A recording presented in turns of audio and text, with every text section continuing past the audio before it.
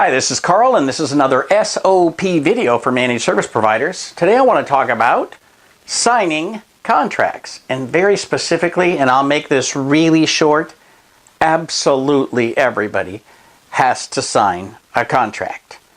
So I talk about this in the books that I write, but you know, it really does make sense. Here's the deal. Your service agreement is not about service. It is not about the statement of work. The statement of work is important, and you staple it to the end of the service agreement.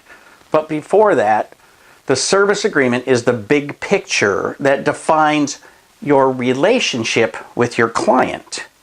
It defines how often you're going to bill, whether you're going to bill in advance, what your rates are, which can be raised outside of the service contract, but you got to have a contract to make that happen. It defines your relationship not just for you, but also for your insurance company, the client's insurance company, the IRS, right? Because they want to know that you're not an employee, and your client needs to know that they don't have to withhold taxes for you.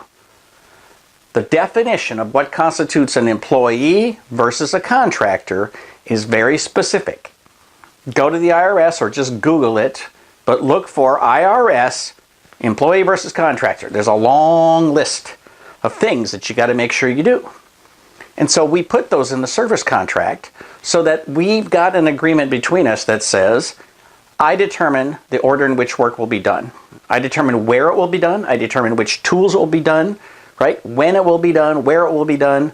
There's all kinds of things that make me a contractor and not an employee. It's literally the basics that you have to take care of to keep the IRS off your back and to make sure that you have the right relationship with your client as far as the law and the government is concerned.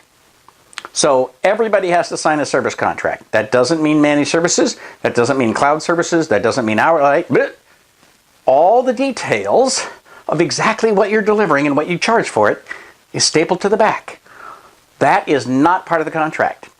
So, everybody signs a contract. Okay, do that starting today. You can buy a book from me on service agreements, or you can buy a book from somebody else. But you should take a contract that was formed inside the IT service community and then tweaked for your business. Take that to a lawyer, and it should save you a bunch of money. If you let the lawyer start with their contract, they're just going to pull out something that's probably for an air conditioning repair service or something, and they're going to change it to be about your business. Start with something that's intended for your business, and then let the lawyer make a few tweaks here and there, because that's what they get paid for. For Small Biz Thoughts, this is Carl Palachuk, wishing you the best of luck in your managed service business. Like it if you like it, share it with your friends, and absolutely subscribe to the channel.